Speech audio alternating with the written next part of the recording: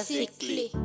Bonjour à tous, soyez bénis en Jésus et bienvenue pour cette nouvelle rubrique Mon verset clé. Et aujourd'hui, je vous propose de regarder avec moi dans le livre de Marc au chapitre 2, le verset 17.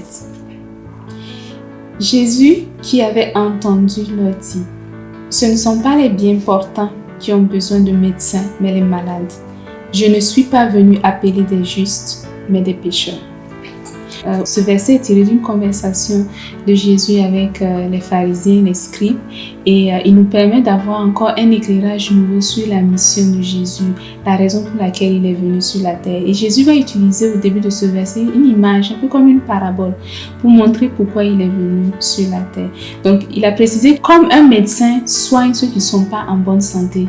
De cette même manière, lui, sa particularité, c'est qu'il est capable de soigner ceux qui ont l'impression que dans leur vie, ils doivent encore être débarrassés du péché. Ils ont encore besoin d'être purifiés afin d'acquérir, de parvenir à la justice, à la perfection selon Dieu.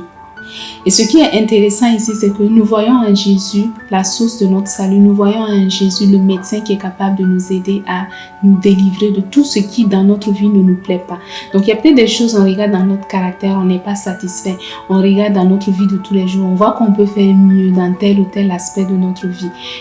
En regardant ce verset, en nous appuyant sur ce verset, on peut comprendre que Jésus est disposé à nous aider à perfectionner ces éléments-là en nous et à acquérir l'excellence, atteindre la perfection que lui-même il a prévue pour chacun de nous. Et comment est-ce que cela se manifeste? Voyez-le simplement au quotidien. Donc, s'il y a quelque chose en vous que vous voyez que vous devez améliorer, appuyez-vous sur ce verset. Croyez que Jésus a la capacité de vous aider à le faire.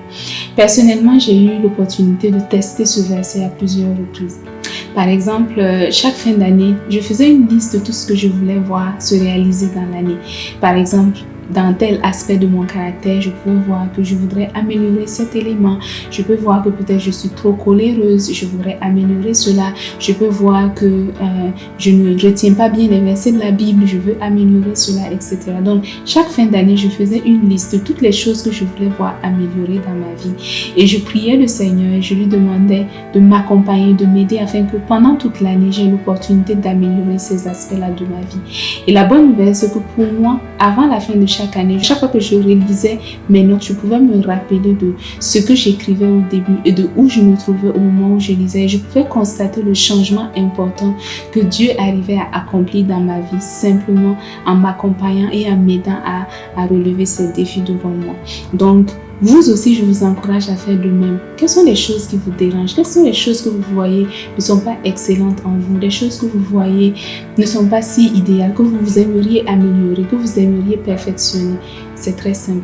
Demandez à Jésus de vous accompagner dedans. Si vous êtes sincère dans votre désir, si vous êtes disposé à vous laisser accompagner, il va le faire. Comment il va le faire? Il va créer des situations qui vont vous amener à pratiquer les bonnes habitudes.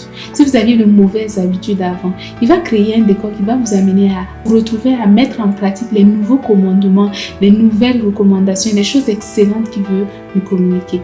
Et quand on va mettre ces choses excellentes en pratique, on va développer de nouvelles façons de faire, on va développer de nouvelles habitudes. Et ces nouvelles habitudes seront excellentes. Ces nouvelles habitudes vont nous amener à abandonner les choses du passé qui n'étaient pas bonnes, qui n'étaient pas excellentes. Et de cette manière, jour après jour, nous deviendrons meilleurs, nous deviendrons excellents. Ce n'est pas forcément un changement qui se fera en 24 heures, mais si nous sommes persévérants, jour après jour, nous allons voir après 1 mois, après 2 mois, que le changement que nous aimerions voir dans notre vie a commencé à se faire. Donc, Jésus est venu vraiment pour nous aider à régler les zones d'ombre de nos vies, les points, les choses qui nous manquent, les choses que nous voyons peuvent encore être améliorées. Jésus est disposé à nous aider à les améliorer. Donc, faites la liste individuellement et disposez-vous à ce qu'il vous accompagne dans ce processus afin que vous cheminiez chaque jour davantage dans la perfection qui caractérise tous les enfants de Dieu. Soyez bénis en Jésus et à très bientôt. Suivez-nous sur les réseaux sociaux, sur Facebook, Instagram, à l'adresse Jeunesse Foundation. Visitez notre chaîne YouTube à l'adresse Jeunesse Foundation et visitez notre site web à l'adresse www.fondationjeunesse.org. Nous y postons des ressources qui sont accessibles gratuitement, qui vous aideront à grandir dans votre relation avec Jésus.